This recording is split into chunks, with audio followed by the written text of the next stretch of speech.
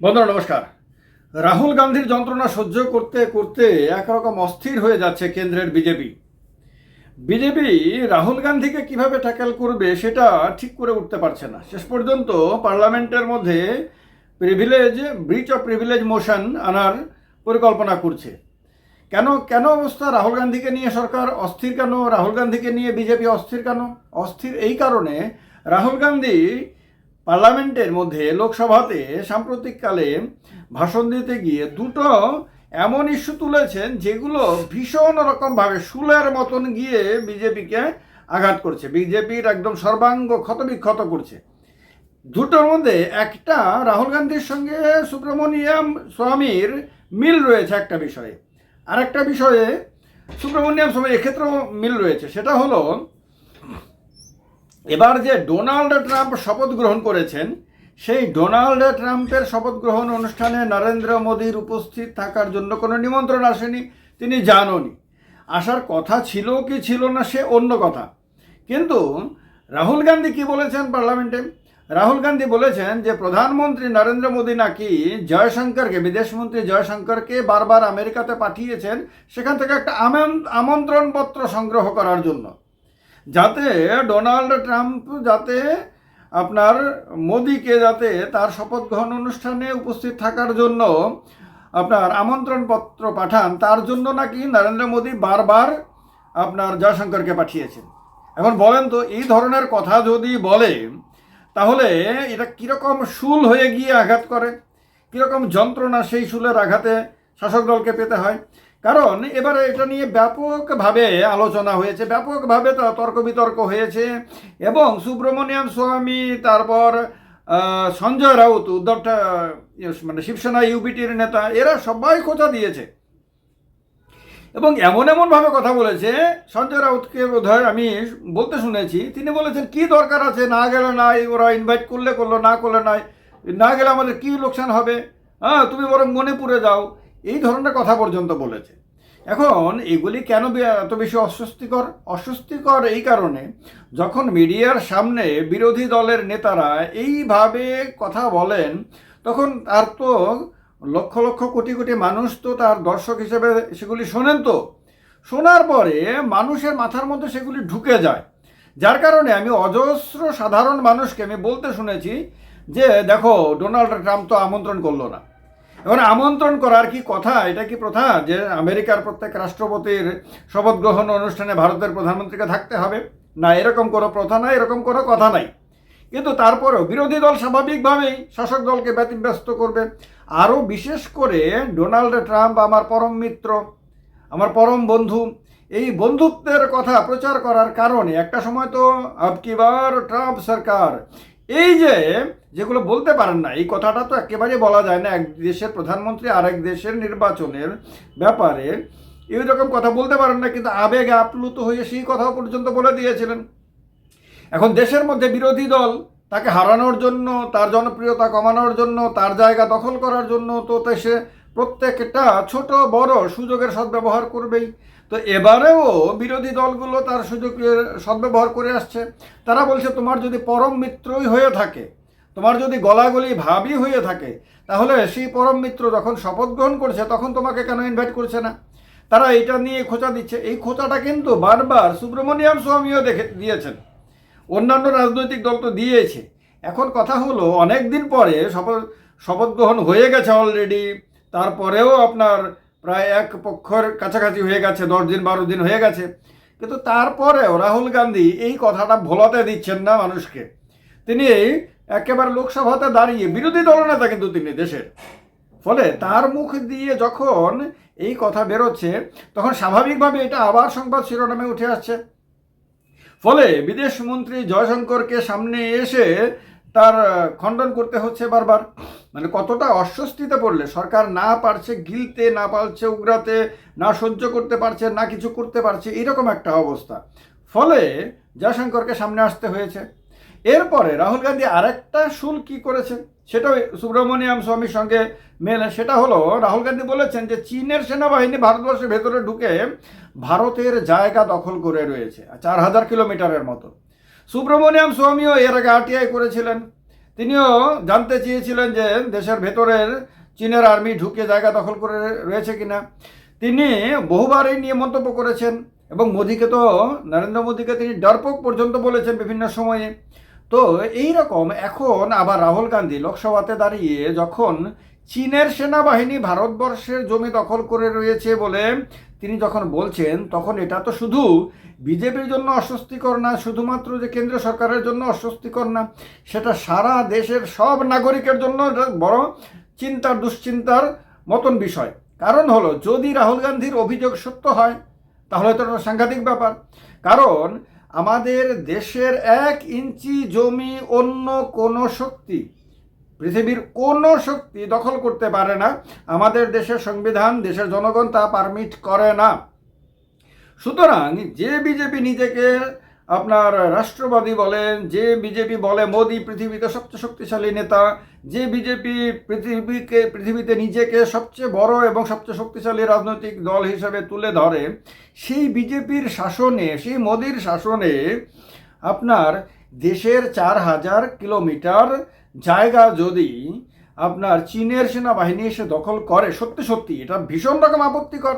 শুধুমাত্র এই কারণেই তো একটা সরকারের পতন হওয়ার যথেষ্ট যুক্তি রয়েছে যে ভাই, তুমি যদি দেশের জমি কি রক্ষা করতে না পারো, দেশের জনগণের সম্পত্তি যদি তুমি রক্ষা করতে না পারো, তাহলে তো তোমার সরকার থাকা উচিত না।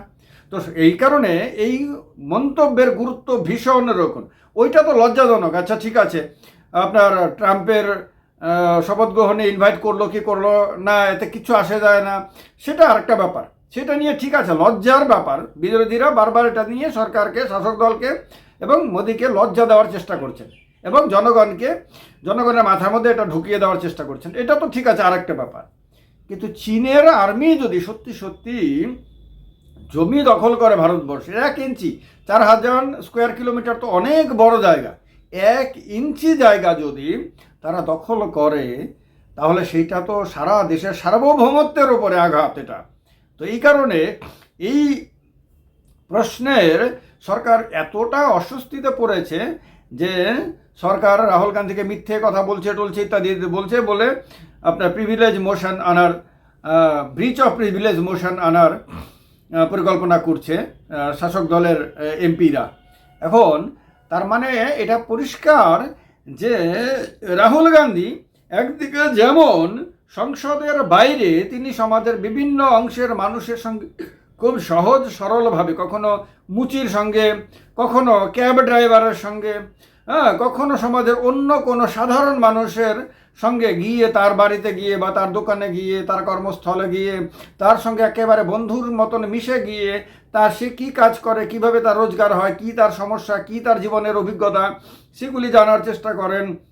এবং সেইগুলি যখন ভিডিও আকারে যখন ইউটিউবে আসে, তখন লক্ষ লক্ষ মানুষ ঝাঁপিয়ে পড়ে সেই ভিডিওগুলো গোগ্রাসে গেলে, এবং তার জনপ্রিয়তা দিন দিন বাড়ছে। এগুলোর পরিপ্রেক্ষিতে যখন এগুলি হচ্ছে, তখন তিনি আবার পার্লামেন্টেও, যখনই পার্লামেন্টের অধিবেশন বসছে, তিনি যখন বিরোধী দলনেতা হিসাবে মনোনীত হয়েছেন, তারপর থেকে আপনারা দেখবেন বিরোধী দলনেতা হিসাবে কিন্তু রাহুল গান্ধীর লোকসভাতে ভূমিকা কিন্তু বিজেপির জন্য বিরাট বড় একটা সংকট, একটা বিরাট বড় একটা চ্যালেঞ্জ।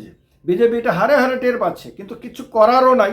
কারণ বিরোধী দলনেতা হওয়ার জন্য তার যোগ্যতা রয়েছে, তার দলের কাছে সাফিসিয়েন্ট নাম্বার রয়েছে, তাকে এই পদ থেকে সরিয়ে দেওয়া সম্ভব না। আবার লোকসভাতে বলা কথাগুলোর জন্য তার বিরুদ্ধে মামলা করে দেওয়ারও সুযোগ নাই, কারণ লোকসভাতে কথা বলার স্বাধীনভাবে কথা বলার সুযোগ রয়েছে।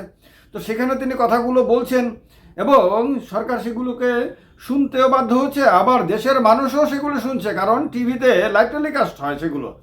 ফলে সারা দেশের মানুষ শোনে, সেগুলো আবার ছোট ছোট ক্লিপ করে আবার সোশ্যাল মিডিয়াতে ছড়িয়ে দেওয়া হচ্ছে। ফলে সরকারের জন্য এমন এক অস্বস্তি তৈরি হয়েছে রাহুল গান্ধীকে কেন্দ্র করে, যেটা সরকার টেনশন নেয় এই কারণেও যে এক তো হলো যদি লোকসভার মধ্যবর্তী নির্বাচন হয় মাঝখানে, যেটা আমার ধারণা যে সরকার যদি পড়ে নাও যায়, তাহলেও মধ্যবর্তী নির্বাচনে যেতে পারে বিজেপি।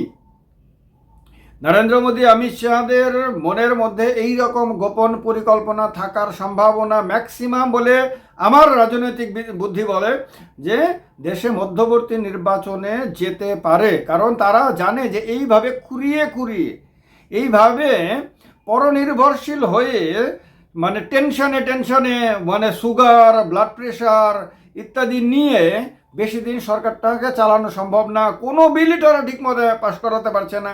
সেই রকমভাবে খুঁড়িয়ে খুঁড়িয়ে চলার পরিবর্তে তারা হঠাৎ করে নির্বাচনে গিয়ে মানুষকে বলবে যে দেখো এইভাবে সরকার চলতে পারে না, আমরা তোমাদের জন্য যা যা করতে চাই তা করতে পারছি না, সুতরাং আমাদেরকে সম্পূর্ণ সংখ্যাগরিষ্ঠতা দিয়ে পার্লামেন্টে যাওয়ার এবং তোমাদের জন্য সরকার গঠন করে তোমাদের কাজগুলো করার সুযোগ দাও, আমাদেরকে এছাড়া কোনো রাস্তা নাই, দেশের মধ্যে এইভাবে অস্থিরভাবে সরকার চলতে পারে না, তোমরা একটা সুস্থির এবং স্থির সরকার বানাও। এই কথা বলে তারা মধ্যবর্তী নির্বাচনে যেতে পারেন, তার সম্ভাবনা কোনো মতেই উড়িয়ে দেওয়া যায় না।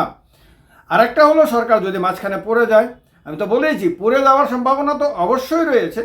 পড়ে গেলে পরে যারা আসবে ক্ষমতায়, ইন্ডিয়া জোটও আপনারা নিশ্চিন্ত থাকতে পারেন আমার ধারণা অনুসারে, সেই জোটও সবটা সময় সরকার চালাতে পারবে না, সরকারটা এরপরে আবার পড়ে যাবে, এরপরে নির্বাচন হবে। অর্থাৎ আগামী 2029 সালের আগে দেশে আরেকবার লোকসভা নির্বাচন হলে একেবারেই অবাক হব না আমি বলবো না যে এটা ভাবনার বাইরে ছিল, আমি বারবার বলবো যে এমনটাই হওয়ার সম্ভাবনা ছিল শুরু থেকে, সুতরাং এটা হতে পারে। এখন বিজেপির যে মধ্যবর্তী নির্বাচনে যাওয়ার গোপন পরিকল্পনা রয়েছে বলে আমার বিশ্বাস, সেই পরিকল্পনার মধ্যে তো বারবার জল ঢেলে দিচ্ছেন রাহুল গান্ধী। কারণ এমন ইস্যুগুলো, একটা হলো মোদির ইমেজটাকে ডাউন করার জন্য হলো সেই ট্রাম্পের নিমন্ত্রণ না করা, যেটা আপনারা যে কোনো গ্রামে যে কোনো শহরে গেলে সাধারণ মানুষের সঙ্গে কথা বললে আপনারা বুঝতে পারবেন যে মানুষ ওইটাকে একটা বিরাট বড় ইস্যু হিসাবে নিয়েছে কিন্তু, এবং এর জন্য মানুষ হাসি ঠাট্টা পর্যন্ত করে, ব্যঙ্গ বিদ্রুপ পর্যন্ত করে যে দেখো কত বড় বন্ধুর সঙ্গে গলাগলি ভাব, আর এখন বন্ধু শপথ গ্রহণে নিমন্ত্রণ করেনি। এটাকে মানুষ কিন্তু খুব সহজে গিলে নিয়েছে, হজম করে ফেলেছে এটাকে মানুষ। তো এই কারণে এই দিকে মোদির ইমেজটা বিরাট বড় ধাক্কা খাচ্ছে। সুতরাং আগামী নির্বাচনে গেলে মোদির ইমেজের মাধ্যমে আর কিছু করতে পারবে না বিজেপি, এটা বিজেপির জন্য মাইনাস পয়েন্ট হয়ে গেছে। আর একটা হলো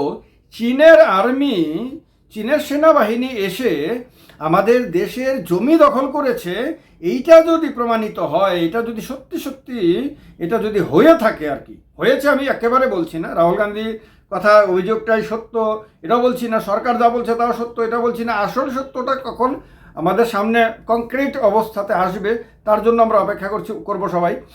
তো যদি এইরকম ঘটনা ঘটে থাকে, এই ধরনের অভিযোগ সরকারের ওপরে উঠে থাকে এবং সরকার যদি স্যাটিসফ্যাক্টরি উত্তর যদি দিতে না পারে, তাহলেও এরপরে নির্বাচনে এর জবাব দিতেই তো পুরো বিজেপিকে সময় নষ্ট করতে হবে। কারণ বিজেপিকে তখন রাষ্ট্রবাদী দল হিসেবে বলার কোনো সুযোগই দেবে না বিরোধীরা, বলবে যে তোমরা শাসন ক্ষমতায় থেকে তোমরা দেশের জমি রক্ষা করতে পারো না, তোমরা কি কোত্থেকে রাষ্ট্রবাদী দল হলে, এই কথাগুলো বিরোধীরা বলবে।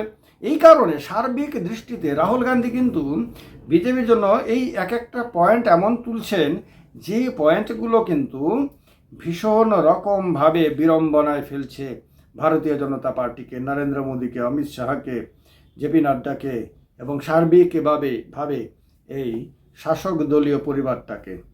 এই পরিবার এই সংকট থেকে কিভাবে নিজেকে বের করে আনতে পারে সেটাই এখন দেখার বিষয়। কি মনে হয় আপনাদের, বিজেপি কি বেরিয়ে আসতে পারবে সাকসেসফুলি এই অবস্থা থেকে? মনে যদি হয় তাহলে তা লিখবেন, যদি মনে না হয় তাও লিখবেন কমেন্ট বক্সে কমেন্ট করে।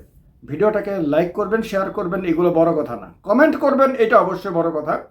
আর ভিডিওটাকে, এই চ্যানেলটাকে যদি সাবস্ক্রাইব না করে থাকেন এটা করে নেবেন, তাহলে চ্যানেলে ভিডিও আপলোড করা মাত্র আপনার কাছে নোটিফিকেশন আসতে পারে। ভালো থাকবেন। জয় হিন্দ, বন্দে মাতরম।